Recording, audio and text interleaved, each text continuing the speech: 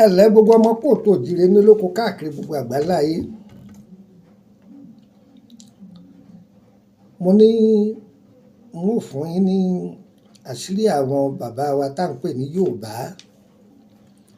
Mo ní n ó fún yín mẹ́ta. Ṣe rí iṣẹ́ tí mo fẹ́ fún yín yìí, màá tà á ní kókó. Màá tà á ní kókó. Màá tà á ní kókó. Òòkà ni. Kó mo dáko òòkà kan náà lẹ́nu ọjọ́ mẹ́ta yìí pé tá a fi sọ́lé, tí wọ́n fi sọ mọ́tò. Tẹ́rí òòkà yìí, tí o bá ti pàdé òjìji fìrí, wọ́n mọ̀, ìwọ náà mọ̀ wọ́n. Bẹ́ẹ̀ ni mo sọ fún ọ. Tí o bá gbé omi báyìí, tó jẹ́ pé ọwọ́ tí òòkà yẹn wà ló fi gbé omi báyìí, tó bá ti gbé fẹ́ni tó jẹ́ abara, kò ní gbà lọ́wọ́ rẹ̀. Kí ni mo wí? Kò ní gbà ní ọwọ́ rẹ̀. Bẹ́ẹ̀ ló ti mọ̀ pé èèyàn báyìí lẹ́nu yìí. Bẹ́ẹ̀ ni.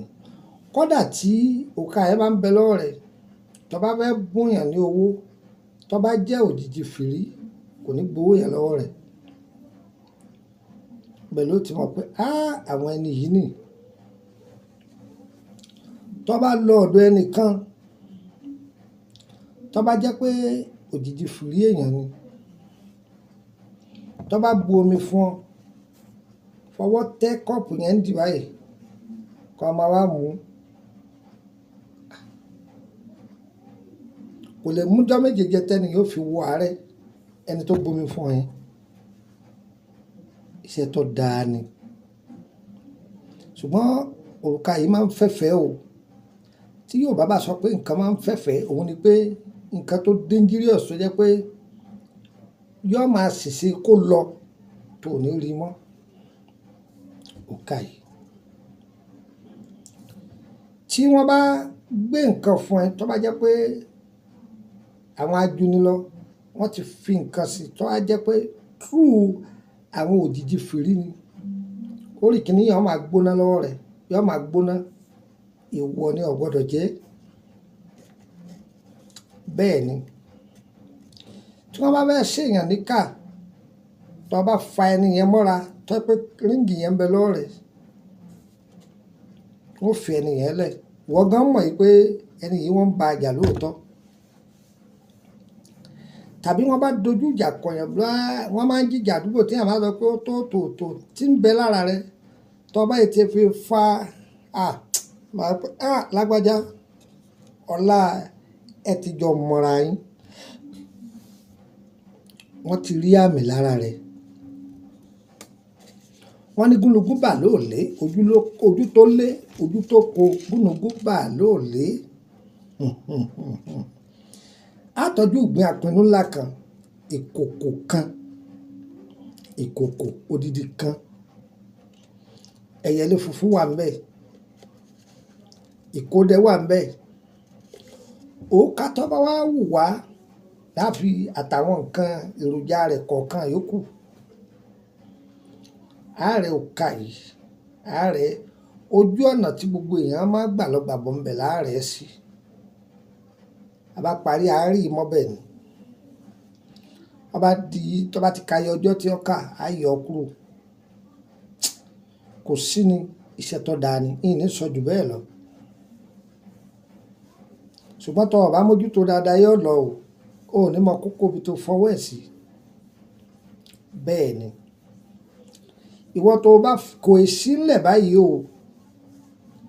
Ṣùgbọ́n ẹ bá pàdé lórílẹ̀‐èdè Benin. Iye tó bá jáde, á ṣàlàyé fún yín. Àtòkà kíní, àtòkà kejì, á ṣàlàyé fún yín. Orúkọ mi ni Lukman ọmọ Ayédáre bàbá ọgbọ́n, ọmọ ọ̀dọ̀ àgbà.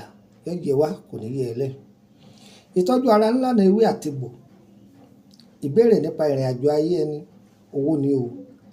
Ẹ fẹ́ ṣe àwọn iṣẹ́ kan tá a ti fi sílẹ̀ tipẹ́, ṣùgbọ́n bóyá agbára ọ̀ka, ẹ kàn sí wa. Ẹ kàn sí wa.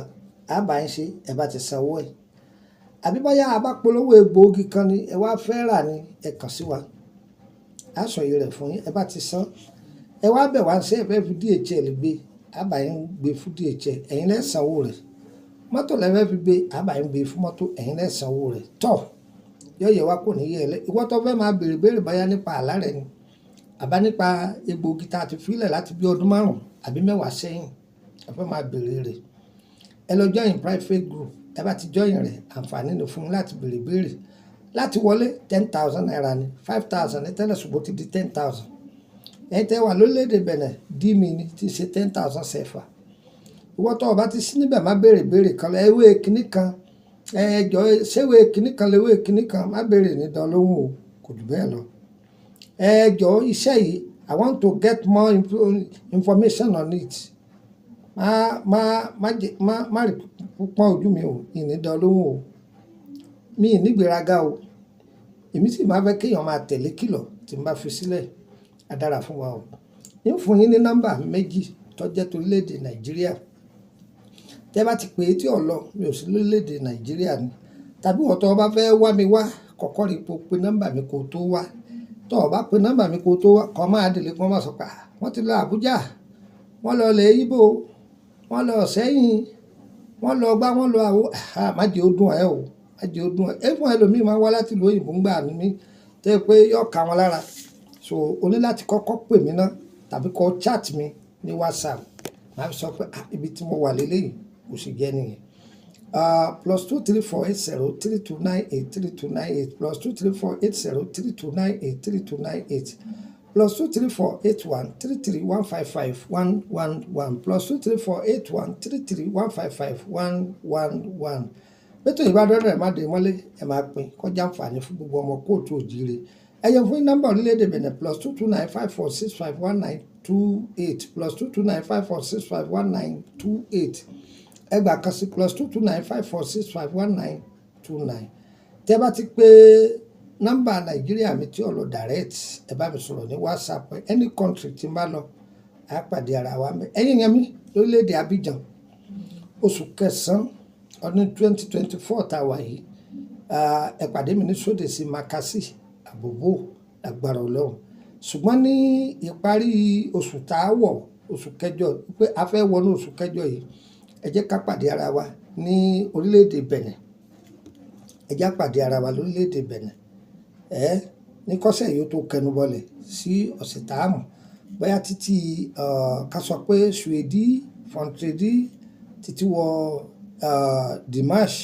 Ẹ jẹ́ ká pàdé ní Kòtè Dégà kan, ní Kòtè Dégà kan bí Túndé ti ń ta mọ́tò lẹ́yìn ọjà Dégà kan bí wọ́n ti ń ta àǹjẹ̀kẹ́. Ẹ jẹ́ ká pàdé ara wa ńbẹ̀, kò sì jẹ́nu yóò yẹ wá, kò ní yẹ ẹ lẹ́. Ẹ fẹ́ béèrè ọ̀rọ̀ ni, ìbéèrè ara nípa tiwétebù ni, àbí ẹ fẹ́ béèrè nípa ìrìn àjò ayé yín, kọ̀bọ́fẹ́ dé o, owó ló fi béèrè o.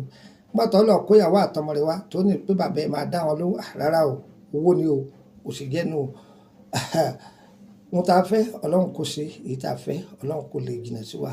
Tó yóò yẹ wá o, kò ní yẹ ẹ lẹ́. Àgbẹ̀rókòrókò àgbẹ̀bárókòrókò ọkọ láàfin sìnkú ẹ̀. Ọmọdé ní bínú wa ni, àgbẹ̀ ní bínú wa ni, wọn ní bàbá domi sórí ilẹ̀ ní bọ̀.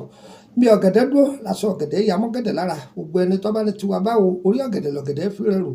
Kọ́ bẹ̀rẹ̀ gbé ire kàbìtì.